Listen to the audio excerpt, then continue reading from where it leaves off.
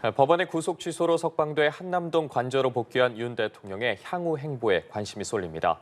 앞으로 있을 헌법재판소의 탄핵 심판 결과에 정치권도 예의주시하고 있는데요. 네, 자세한 내용들은 정호김 전 국회의원, 배종호 한국정치평론가 협회장과 짚어보겠습니다. 두 분 어서 오십시오. 네, 안녕하십니까? 예. 52일 만에 윤석열 대통령이 석방이 됐습니다.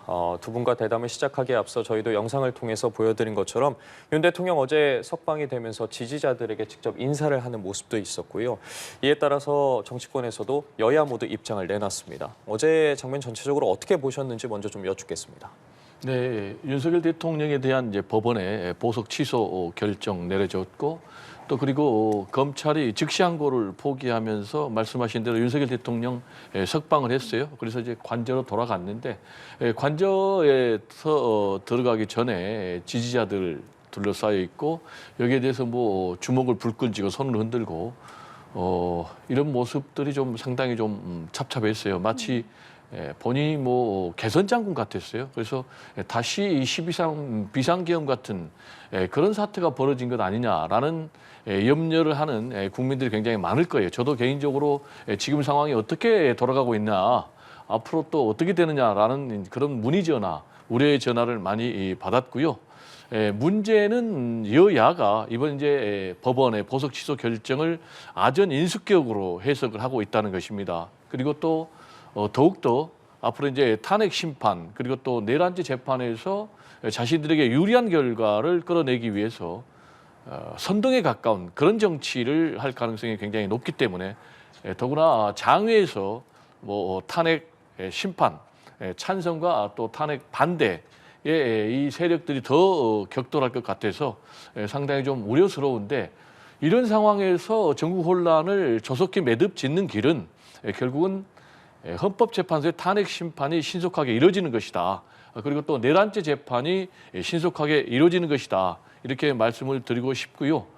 그리고 또 여야 모두 자신들에게 유리한 사법부의 결론이 나오면은 존중한다라고 하고, 자신들에게 불리한 결과가 나오면 뭐 불법이다, 이런 이중적 태도는 좀 자제를 해야 되겠고, 역시 이제 가장 중요한 것은 먼저 내려질 탄핵 심판 결론에 대한 승복이 중요한데, 윤석열 대통령 같은 경우는 헌법재판소 탄핵 심판에서 자신의 직무 복귀 가능성을 얘기를 하고, 직무에 복귀를 하면은 뭐 임기 개헌 단축을 할 것처럼 시사는 했지만은 이 헌법재판소의 탄핵 심판에 대한 승복은 한마디도 안 했거든요. 저는 그렇다면 지금 자신들에게 굉장히 유리한 상황이 펼쳐졌다, 이렇게 판단한다면 지금이라도 헌법재판소의 탄핵 심판 결과를 승복하겠다라는 입장을 좀 분명히 밝혀줬으면 좋겠어요. 이 부분은 뭐 윤석열 대통령뿐만이 아니고 국민의힘 지도부도 그렇고 민주당 지도부도 그렇습니다. 만약에 헌법재판소의 탄핵 심판 결과를 승복하지 않는다면 앞으로 대한민국이 어떻게 법치국가가 되겠습니까? 대혼란으로 가기 때문에 이 부분을 좀 강력하게 국민들이 여야 모두에게, 또 윤석열 대통령에게도 승복을 요구할 필요가 있다라는 말씀을 좀 드리고 싶습니다. 석방 결정과 과정을 통해서 뭐 주말 사이에도 굉장히 여러 장면이 보여졌고요. 그에 따른 여러 이야기들도 나왔거든요. 전체적으로 좀 어떻게 바라보셨습니까? 역설적이지만 한국 정치의 명운을 사법부가 쥐고 있는 형국이 됐다라는 것이죠. 지금 그 대통령에 대한 구속 취소와 관련해서도 지금 상당히 정쟁이 심화되고 있지만, 다음 주라고 지금 예상하고 있는 그 헌법재판소의 대통령 탄핵 심판의 결론, 그리고 또 헌법재판소가 지금 그 대통령 권한대행의 탄핵에 대한 심판 및 마은혁 후보에 대한 그 입장, 그다음에 또 하나는 3월 26일로 예정된 이재명 대표의 고등법원의 선고 내용, 이런 것들이 정치판을 상당히 뒤흔들 수 있다라는 것을 우리가 예단할 수 있고요. 무엇보다도 사법부의 결론에 대해서 정치권이 여야 불문하고 일희일비하는 이런 총국을 좀 자제하면서 그 결과를 겸허하게 기다리는 것이 중요하고요. 그리고 우리가 또 하나 확인한 거는 사법부의 법 해석 내용이 우리가 생각하는 것보다 훨씬 광범위할 수 있다라는 거를 보여주지 않았습니까? 그렇기 때문에 이제는 민주주의의 최후의 보루로서 사법부도 상당히 대중들에게 신뢰받고 또 그 결론에 대해서 인정받을 수 있는 그런 결론을 내리는데 좀 더 많은 고민이 필요할 거라고 생각하고, 중요한 건 뭐냐면은 사법부는 법리로서 결론을 내리는데 이것이 지지자들의 심리에 심대한 영향을 미치기 때문에 사실은 이것이 한국 정치에 어떤 영향을 주고 또 정치로 끝나는 것이 아니라 이것이 경제라든지 대외 정책에 미치는 파장을 생각할 때 모든 가능성이 열려 있다. 그런데 그 열쇠를 누가 쥐고 있느냐? 제가 볼 때 이렇게 개인 중심의 어떤 정치에서는 역시 윤석열 대통령과 이재명 대표라는 변수가 있다. 그렇기 때문에 그 두 정치인이 자기 지지자들을 중심으로 해서 한국 정치를 어떻게 바람직하게 끌어갈 수 있는가에 대한 좀 고민도 필요한 때가 아닌가, 이런 생각을 하게 됩니다. 예, 사법부의 책임이 더 커지고 있다라는 말씀하셨는데 여야의 이야기 조금 더 들어가 보도록 하겠습니다. 국민의힘은 어제 낮에 이제 대검찰청을 방문을 해서 윤 대통령의 빠른 석방을 촉구하는 그런 목소리를 내기도 했는데, 석방이 늦어진 데 대한 책임을 검찰 특수본에 묻겠다라고 압박을 하기도 했고요. 또 이번 판단이 공소 기각은 물론이고 헌재의 판단에도 적용이 돼야 된다. 현명한 평의를 해달라라고 또 헌재를 또 압박하는 메시지를 내기도 했습니다. 조만간 윤 대통령과 면담 일정을 잡을 예정이라고 하더라고요. 네, 대통령과도 만나고 또 지금 여당 입장에서는 지금 지적하신 대로 구속이 취소가 됐으니 헌재의 심판에도 그 내용이 상당 부분 적용되어야 한다, 이렇게 얘기하고, 국민의힘은 지금 특수본이 대통령을 결과적으로 불법 감금한 것이니까 책임을 물어야 된다, 이렇게 주장을 하고 있고요. 또 상대적으로 민주당은 검찰 수뇌부가 책임을 져야 된다라는 입장이거든요. 예. 결국은 지금 그 야당 대표에 대한 재판도 남아있고 헌법재판소의 심판 결과도 남아있기 때문에 사법부를 직접 건드리는 행태는 보이지 않고 있습니다. 그 대신에 이제 검찰에 대해서 수뇌부든 아니면은 지금 그 실무 수사를 맡은 특수본이든 책임을 묻겠다라는 그런 정치권의 움직임이 있는 상황인데요. 예. 윤 대통령의 영향력이 국민의힘에서 상당히 크다는 것을 보여주는 여러 가지 방증이 있지 않습니까? 그런데 헌법재판소의 심판 결과에 따라서 이것이 득이 될지 아니면 그 반대의 결과가 될지에 대한 상당히 다각도의 전략적 고려를 국민의힘 지도부에서 해야 되는 것이 아닌가라는 생각이 들었습니다. 예, 국민의힘에서는 이미 대선에 대해서도 좀 뜻을 드러내는 그런 대권 주자들도 이제 있는 마당에 어떤 셈법일까요? 일단 국민의힘은 당분간은 보수가 분열되면 안 된다. 그래서 강성 태극기 세력에 의해서 지금 끌려가는 그런 모습을 계속 할 거예요. 그리고 탄핵 심판의 결과에 따라서 윤석열 대통령이 인용이 된다면 파면이 그러면은 그때부터 차별화를 하겠다라는 이제 그런 셈법인데, 이제 문제는 윤석열 대통령이 지금 태도를 보면 탄핵 심판에서 인용이 돼가지고 파면이 된다고 그래도 이 선동 정치를 중단하겠는가라는 그런 부분이요. 제가 볼 때는 이제 윤석열 대통령은 앞으로도 계속해서 본인이 살 길은 설령 탄핵이 된다 하더라도 내란죄 재판에서 무죄를 받아야 되기 때문에 강성 지지층을 중심으로 내란죄 재판 무력화를 만들겠다. 그래서 대선에서 굉장히 중요한 영향력을 행사하겠다라는 이제 그런 입장이거든요. 그러면 앞으로 국민의힘은 윤석열 대통령에 의해서 끌려갈 수밖에 없는 그런 상황이다. 그렇게 되면은 대선에서 저는 개인적으로 필패라고 보거든요. 제가 필패라고 보는 이유는 최근에 갤럽 여론조사에서 중도층에서 대거 이탈을 했거든요. 대거 이탈한 이유는 두 가지 같아요. 윤석열 대통령의 계속되는 거짓말, 궤변, 변명, 부하들에게 책임 넘기기, 여기에 대한 실망감. 그리고 또 정광훈 목사 등을 중심으로 한 강성 구국 세력들에 끌려가는 그런 국민의힘에 대한 실망감, 그런 것 때문에 이제 이탈해서 큰 차이로 지금 국민의힘이 지지율에서 민주당에게 밀리고, 또 이재명 대표의 지지율이 다자 대결에서도 46%, 그리고 양자 대결에서는 이제 이미 50%를 확보를 했거든요. 그렇다면은 대선에서 필승이라는 얘기죠. 그래서 계속 끌려가는 그런 모습을 할 경우에는 결국은 국민의힘에게는 대선 필패, 그리고 보수의 장기적인 암흑의 시대가 기다리고 있는 그런 결과가 되지 않을까 좀 우려가 됩니다. 예, 지지도 등 관련해서 언급해 주셨는데 관련한 구체적인 내용은 중앙선관위 홈페이지 등에서 더 자세하게 확인을 하실 수 있다는 점 다시 한번 시청자 여러분들께 말씀드리도록 하겠습니다. 자, 여당 상황 짚어봤고요. 야당에서 굉장히 분주하게 또 움직이고 있습니다. 어제 석방된 직후에 한 3시간 정도였죠. 비상의원총회를 개최했고 지금도 저희 앞서 국회 취재기자 통해서 전해드린 것처럼 지금도 진행 중입니다. 이 자리에서 굉장히 여러 의견들이 오고 간 것으로 전해지고 있는데 그중에서도 좀 눈길이 가는 부분이라고 할까요? 심우정 검찰총장에 대한 탄핵. 이 부분이 의견이 좀 모아질 거라고 보십니까? 결국엔 탄핵까지 갈 거라고 보세요? 그 심우정 검찰총장에 대한 불만은 굉장히 많을 텐데 이제 그 생각을 하겠죠. 지금 또 탄핵을 시도하는 것이 민주당에게 유리한가 불리한 거에 대해서 고민이 많을 거예요.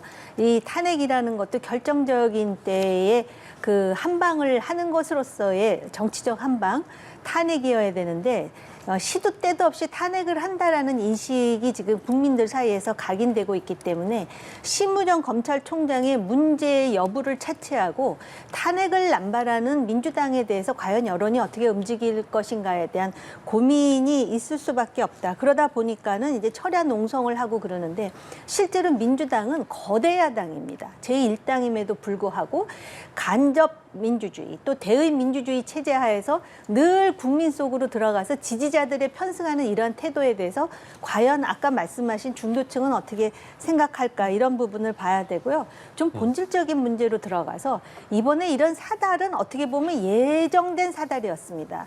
대통령에 대한 내란 혐의에 대해서 과연 누가 수사권이 있으며 또 체포라든지 또는 그 구속할 때마다 정치적인 논쟁이 되어 있었고 이번에 이 중앙지법에서 이거를 한번 바로잡아줬다. 그러니까는 중앙지법에서의 그 재판관도 이게 잘못됐다라는 것이 아니라 이걸 분명히 해야 되는데 분명히 하지 않았기 때문에 구속 취소가 되는 것이 소위 애매할 때는 피고에게 유리하게라는 법적 논리에 맞다라는 얘기를 하고 있거든요.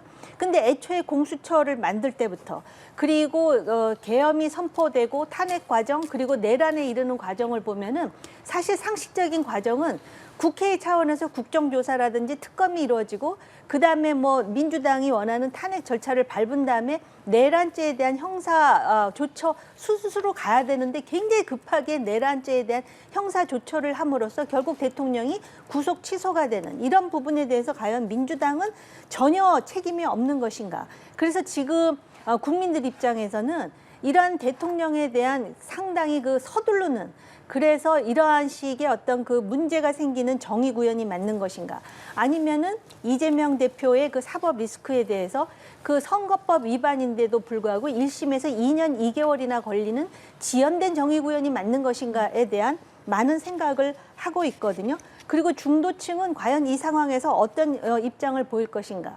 실제로 목소리는 극렬 지지층, 우파가 됐든 좌파가 됐든 극렬 지지층의 목소리가 크지만 침묵하는 중도층이 과연 어떤 선택을 할 것인가. 사실은 이런 상황에 대해서 이렇게 매끄럽지 못하게 되는 데에는 과연 이재명 대표 지금 뭐 여론조사상으로는 최고치라고는 하지만은 그 사법 리스크라든지 최근에 말을 하는 그런 어떤 그 언행 불일치의 리스크라든지 또는 그 상당히 그 가벼운 예를 든다면은 자기 내부의 당의 통합을 추진해야 됨에도 불구하고 다시 또 비명계를 겨냥하는 듯한 그런가 하면은 12월 3일 계엄 사태 때 본인이 어떤 행보를 취했는가에 대한 상당히 그 가벼운 발언 같은 것이 오히려 그 중도층의 신뢰를 확보하는데 상당히 그 어려움을 겪는 게 아닌가에 대한 성찰이 좀 필요한 게 아닌가 이런 생각이 듭니다. 정 전 의원께서 말씀해 주신 발언을 빌리자면 지금 또라는 부분이거든요. 이 탄핵과 관련해서 지금 또 이러한 부분을 시도를 할 것인지에 대해서 말씀을 해 주셨고 그 부분에 대해서 민주당이 과연 어떻게 의견을 모을지도 궁금하고 이 과정 속에서도 검찰 내부에서도 여러 이야기가 있지 않았겠습니까? 그런 부분까지 전체적으로는 좀 어떻게 바라보고 계시는지도 여쭤보겠습니다. 네, 일단 검찰에 대한 불신은 더 깊어질 수밖에 없을 것 같아요. 이번 사태로 지금 당장 국민의힘에서도 검찰에 대해서 책임을 물어야 된다 이렇게 얘기를 하고 있고 또 민주당에서도 검찰총장에 대해서 책임을 물어야 된다. 그리고 조국 혁신당에서는 특별수사본부장까지 탄핵해야 된다. 이렇게 지금 의견이 나오고 있는 상황인데 이런 상황은 이제 한마디로 대한민국의 검찰 또 윤석열 검찰이라고도 지칭되는데 이런 검찰 수사의 공정성 그리고 정치적 중립성에 대해서 야당은 물론이고 여당도 지금 신뢰할 수 없다라는 지경까지 왔기 때문에 검찰의 좀 뼈아픈 반성이 좀 필요하고 이번에 이제 윤석열 대통령의 보석 취소 결정에는 검찰의 책임이 상당히 결정적이다. 저는 이렇게 봅니다. 왜냐하면 검찰이 애초에 이 구속 기간을 굉장히 보수적으로 계산해서 사전에 구속 기소를 했다면은 이런 논란이 전혀 없는 거예요. 그러면은 윤석열 대통령은 석방될 수 없는 거예요. 그런데도 지금 잘못된 그런 계산 때문에 윤석열 대통령이 석방이 되는 이런 일이 지금 벌어졌는데 그렇다면 검찰의 이런 잘못된 계산이 과연 순수하게 잘못된 착오였는가라는 것과 관련해서는 지금 특히 민주당에서는 이거는 의도된 그런 실수, 착오가 아니었냐라고 생각을 하는데 저도 거기에 비슷한 생각입니다. 왜냐? 검찰은 완전히 그 엘리트 검사들로 중심이 돼 있지 않습니까? 그런데 산수 계산을 잘못했다? 저는 동의하기가 어렵고요. 결국은 결과를 보면 윤석열 대통령이 석방이 됐지 않습니까? 그렇다면 검찰이 고의든 아니면 뭐 실수든 결국 윤석열 대통령에게 유리한 결과가 나왔기 때문에 그런 의심이 이제 더 짙어지고요. 특히 이제 심우정 검찰총장 같은 경우는 윤석열 대통령의 구속영장 연장을 요청했지만 그게 기각당했지 않습니까? 그렇다면 즉각적으로 기소를 했어야 되는데 검사장 회의를 한다고 또 하루 넘어가고 두 번째로 이번에 이제 보석 취소가 결정이 내려졌다면 과연 이것이 타당한지 한번 상급심에다가 다시 한번 판단을 물을 수 있는 즉시 항고를 포기를 했거든요. 더구나 특수본에서는 요구를 했는데 그럼에도 불구하고 이런 걸 포기를 한 것으로 봐서 더욱더 심우정 검찰총장이 어떤 의도를 가지고 한 것 아닌가라는 좀 생각이 들어서 이런 부분에 대해서는 좀 책임을 물어야 될 것 같고 다만 책임을 묻는 방법과 관련해서 질문 주시기를 그러면은 검찰은 심우정 검찰총장을 민주당은 탄핵을 할 것인가라는 것과 관련해서는 탄핵해야 된다라는 의견도 굉장히 많았지만 이 부분에 대해서는 지도부에게 맡기기로 했는데 저는 개인적으로 심우정 검찰총장에 대해서 탄핵 소추 절차는 밟지 않을 것이다. 그 이유는 지금 민주당은 수권 정당의 모습을 보여줘야 되거든요. 특히 이재명 대표. 그렇다면 국민들에게 안정감과 신뢰감을 보여줘야 되기 때문에 저는 탄핵 절차까지는 밟지 않을 것이다. 이렇게 전망을 합니다. 검찰총장 탄핵까지는 가지 않을 것이다. 일단 검찰에서는 형사재판에서 이런 부분에 대해서도 좀 어필을 할 것으로 이야기를 하고 있으니까 좀 더 지켜봐야겠고요. 대통령실에서는 일단 윤 대통령이 이제 석방된 이후의 행보에 대해서 현재 이제 헌재의 선고를 앞두고 있기 때문에 외부 활동은 자제하고 좀 겸허하게 기다리겠다라는 입장입니다. 지금 뭐 어쨌든 석방이 되고 자유의 몸이 됐기 때문에 윤 대통령이 뭐 SNS도 그렇고 편지도 그렇고 좀 어느 정도 메시지를 내기에는 좀 더 수월해졌다라는 입장인데요. 앞으로의 행보 좀 어떻게 예상을 하시나요? 먼저 배 교수님이 지적하셨듯이 그 나올 때의 모습은 아마 이제 지지자들의 환호에 응답하는 그런 그 모습이고 또 본인도 구속 취소가 결정된 것에 대한 만족감을 표출한 것이라고 느껴지는데 아마 그것이 대통령을 비판하는 입장이라든지 또 중도층에서는 어떻게 받아들여질지에 대한 숙고가 국민의힘과 대통령 측에서도 필요하지 않을까. 그래서 지금은 겸허하게 헌법재판소의 결정을 기다리는 것이 오히려 전략적으로 가장 현명한 처사가 아닐까라는 생각이 들고, 그래서 당 지도부에서도 이제 그런 얘기가 나옵니다. 물론 그 일각의 당 의원 중에 김기현 의원 같은 사람들이 좀 더 이제 그 뭐라 그럴까요? 노골적으로 헌재가 기각해야 된다라는 입장을 또 보여준데, 그건 정치인으로서 자기 생각을 표출하는 것이라고 보이지만은 네. 오히려 지금은 관저 정치라든지 또는 SNS라든지 또는 지지자들과의 교류 가능성을 그 언급하는 언론의 보도에도 불구하고 침착하고 겸허하게 헌법재판소의 결론을 기다리고 있다라는 모습을 보여주는 것이 가장 전략적으로 유리하다라고 생각합니다. 예, 지금은 어떤 메시지 정치는 유리하지 않다. 헌재 결과를 좀 기다리는 것이 좀 나을 것이다라는 말씀을 해주셨는데, 구치소에서 이제 윤 대통령이 나와서 대통령실에서 흔들림 없이 국정의 중심을 좀 잡아달라고 당부를 하기도 했거든요. 앞으로의 모습 좀 어떻게 예상을 하시는지요? 저는 뭐 정 의원께서 하신 말씀이 굉장히 민심에 부합하는 그런 말씀이다. 이렇게 동의를 하는데, 문제는 윤석열 대통령은 그렇게 행동할까? 제가 볼 때는 그렇게 행동하지 않을 것이다. 이미 이번에 석방되면서의 모습은 말씀하신 그런 기대하고는 좀 거리가 먼 모습 아니겠습니까? 그래서 저는 이제 크게 보면 앞으로 윤석열 대통령의 행동은 헌법재판소의 탄핵 심판이 내려지기 전과 후로 바뀔 거라고 봅니다. 네. 일단 탄핵 심판 결과가 나오기 전에는 이른바 관저 정치를 통해서 국민의힘 지도부라든지 또는 중진들이 방문하면 그분들에게 메시지를 전달하는 식으로 일단 전원 정치를 할 가능성이 굉장히 높다. 지금까지도 계속해서 그런 행태의 관저 정치 내지는 뭐 또 옥중 정치를 해왔지 않습니까? 그렇지만은 만약에 윤석열 대통령에 대한 탄핵 심판에서 헌재에서 인용 파면을 내릴 경우에는 이제 자연인 신분이 되거든요. 그러면 이제 윤석열 대통령 같은 경우는 이제 자연인 신분에서 가만히 있지는 저는 않을 것이다. 계속해서 선동 정치를 더욱더 적극적으로 노골적으로 할 것이다. 그럼 어떻게 할 것이냐? 제가 볼 때는 뭐 정강훈 목사라든지 뭐 전한길 씨 네. 이런 사람들이 주도하는 강성 극우 세력 집회에 직접 연사로 참여해서 본인이 메시지를 던질 가능성이 굉장히 높다.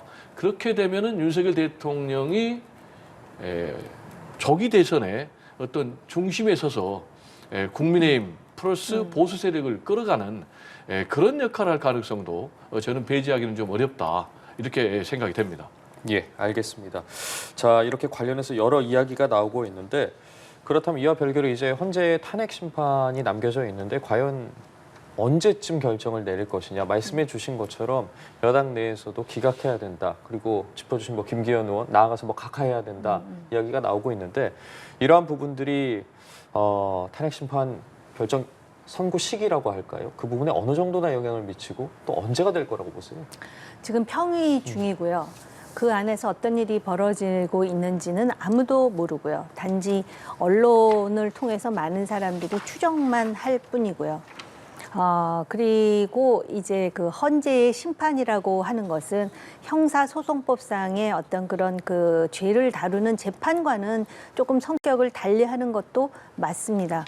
그런데 헌재를 우리가 그냥 사법기구라고 하지 않고 앞에 수식어를 정치적 사법기관이라고 표현하지 않습니까? 그만큼 지금 정치적으로 예민한 사안을 다룰 뿐만 아니라 헌재 입장에서는 이것이 AI가 하는 것이 아니라 사람들이 하는 것이고, 또 그 안에 헌법재판관의 이념 정향이라는 것도 있기 때문에 그런 것이 어떤 그 여론의 동향이라든지 지금 상황이 어떤 그 판결에 또는 자신들의 결정에 영향을 미칠지에 대해서 우리가 알 수 있는 일이 아닙니다. 그리고 제가 미리 말씀드렸듯이 법의 해석은 우리가 생각하는 것보다 해석의 범위가 상당히 넓더라라고 말씀을 드리지 않았습니까? 예. 근데 중요한 것은 정치적 사법기구이지만 어떤 결론이 나오든 헌재는 공정해 보여야 한다. 공정한지 안 한지라는 자체도 주관적인 판단이기 때문에 예. 그런데 이미 헌재는 사실은 그 운영이 매끄럽지 않았다라든지 또는 그 재판 그 소장 직무 대행에 대해서 여러 가지 논란이 나왔던 것도 사실입니다. 그렇기 때문에 실제로 그 결론이 그리고 과연 8대 0으로 나올 것인가, 7대 1로 나올 것인가, 6대 2로 나올 것인가, 5대 3으로 나올 것인가, 아니면은 4대 4 방통위원장 때 이거는 누구도 지금 예단할 수가 없는 상황이 되지 않았습니까? 그런데 실제로 지금 이 상황에서 국민의힘이나 민주당은 겸허히 헌재의 심판을 기다리겠다라는 입장을 견지하는 것이 맞다라고 생각이 되고요. 국민의힘으로서는 그 결론이 어떻든 간에 정치 복원력이 있다라는 걸 보여줄 수 있는 마지막 기회가 될 것이다.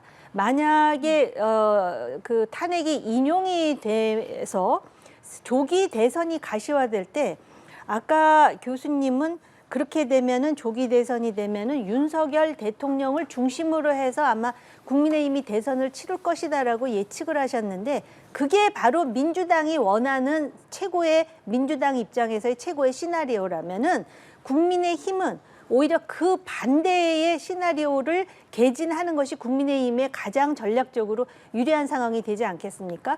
또 만약에 그 헌법재판소에서 탄핵이 기각이 돼서 다시 복귀했을 때 윤 대통령은 이전의 모습, 실제로 계엄 그 무렵에 지지도가 20%도 되지 않았습니다. 그렇다면은 새로운 정치 복원력, 새로운 대통령의 모습을 보여줘야 되는 그런 과제가 있지 않겠습니까? 지금은 헌재 심판에 대해서 일반인으로서 어떻게 될 것이다라고 예단하는 자체가 예의가 아니라고 생각합니다. 예, 알겠습니다.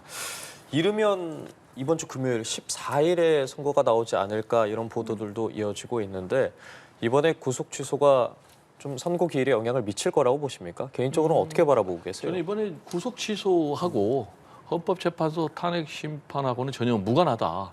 이렇게 생각을 하고요. 뭐 저뿐만이 그렇게 생각하는 게 아니고 헌법학자들이라든지 뭐 법조계 전문가들도 그렇게 전망을 하고 있습니다. 그 이유는 헌법재판과 이 형사재판은 전혀 다르기 때문에 그렇고요.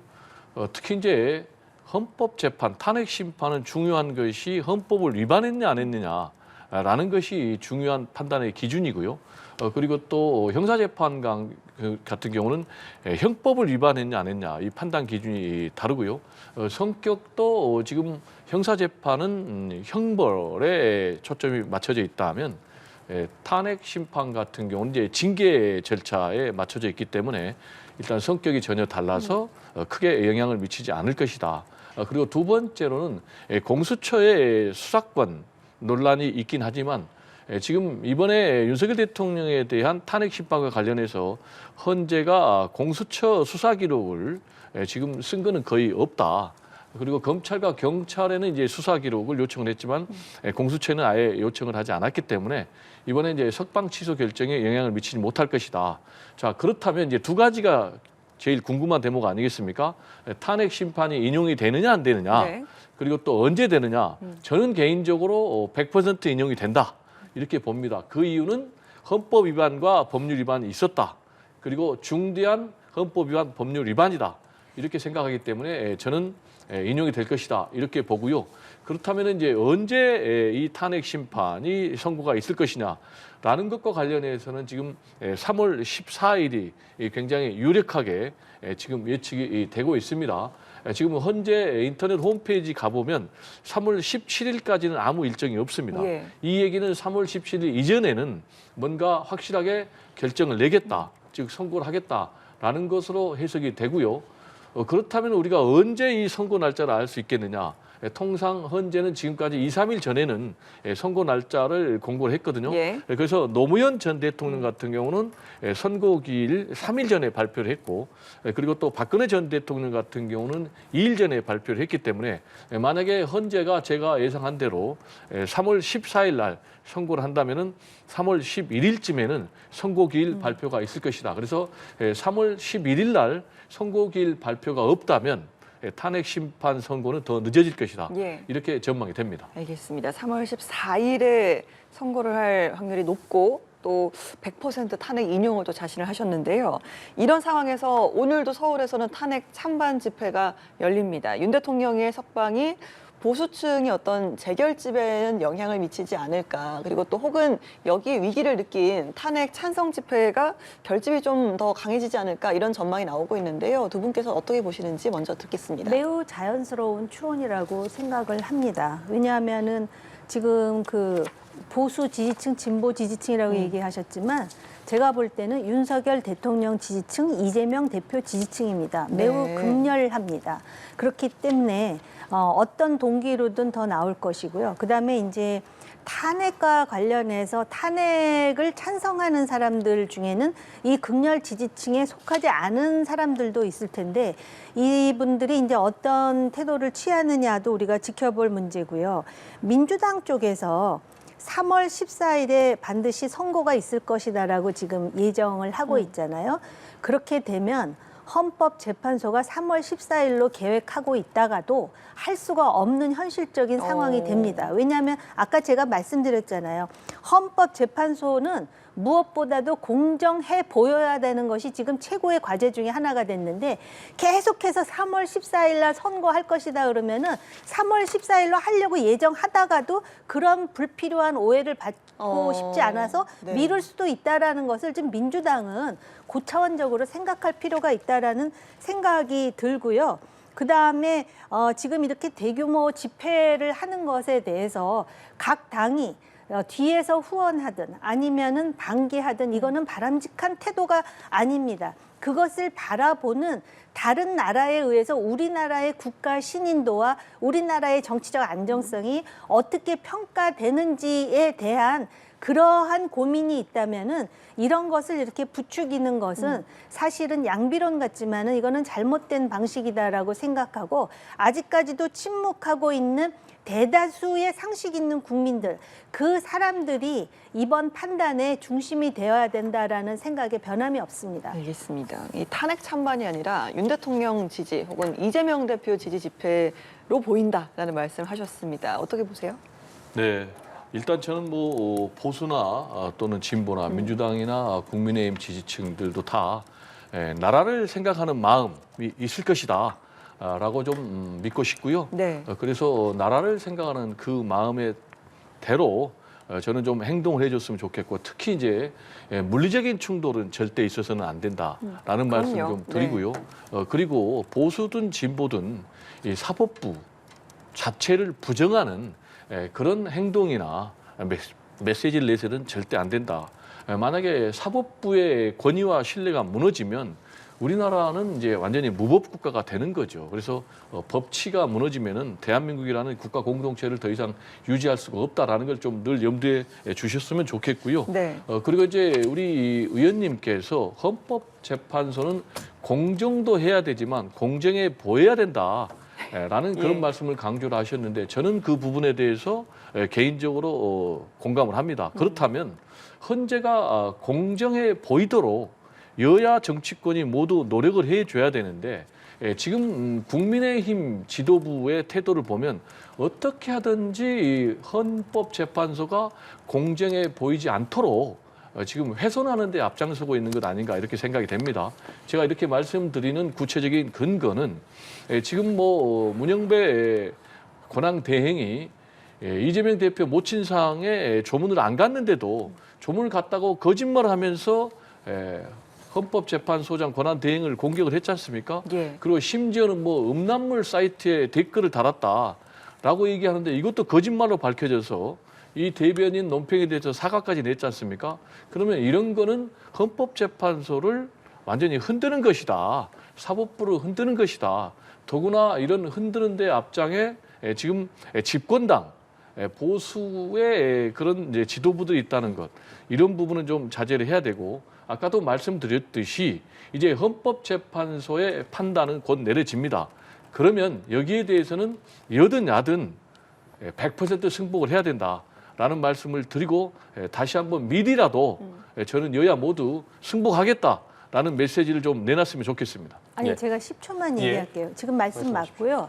지금 그 문영배 권한 대행에 대해서 그 논란이 되는 거는 그 부분 그런 주장은 잘못된 거라는 말씀을 먼저 드리고요. 뭐 예를 든다면은 국회에서 소추할 때 내란죄와 관련해서 포함이 됐는데 이걸 빼겠다고 하니까는 그 민주당의 입장을 반영을 한다든지 또는 지금 많은 탄핵 사유가 있는데 그 순서를 마치도 그 헌법재판소의 편의에 의해서 순서를 좀 정하는 것 같은 그러한 일련의 상황이라든지 그런 부분을 말씀드리는 거지 지금 말씀하셨듯이 무슨 누구 모친상 그런 어떤 단편적인 얘기를 가지고 공정하다 공정하지 못하다를 지금 판단해서 말씀드린 것은 아닙니다. 제가 짧게 예. 얘기하면요. 일단 내란죄 부분과 관련해서 탄핵 소추 사유를 정리를 한 부분 이런 부분에 대해서는 일단 헌법재판소가 판단해서 수용을 한 거고요. 그리고 탄핵 소추 사유 쟁점을 재정리한 거는 권성동 현 국민의힘 원내대표가 소추위원장일 때도 있었다. 박근혜 전 대통령이 탄핵 때라는 말씀을 드리고 증거로 채택할 거냐 말 거냐 일정을 어떻게 할 거냐 말 거냐 이거는 전적으로 헌법재판소가 결정하고 이런 부분에 대해서 지금까지 헌법재판소는 8명의 헌법재판관 만장일치로 결정을 내렸다라는 말씀을 드립니다. 예, 알겠습니다. 그리고 앞서 두 분도 지지층과 관련된 이야기해 주셨고 답변 과정에서 여론조사에 대한 언급해 주셨는데요. 내용을 다시 한번 짚어드리자면 한국갤럽이 지난 4일에서 6일까지 전국 만 18세 이상 남녀 1,003명을 대상으로 전화 조사원 인터뷰 방식을 통해서 자체 조사를 진행을 했습니다. 자세한 내용은 중앙선거 여론조사 심의위원회 홈페이지를 참조하시기 바랍니다. 자, 오늘 두 분 말씀은 여기서 줄이겠습니다. 지금까지 정호김 전 국회의원, 배종호 한국정치평론가 협회장과 함께했습니다. 고맙습니다. 고맙습니다. 네, 감사합니다.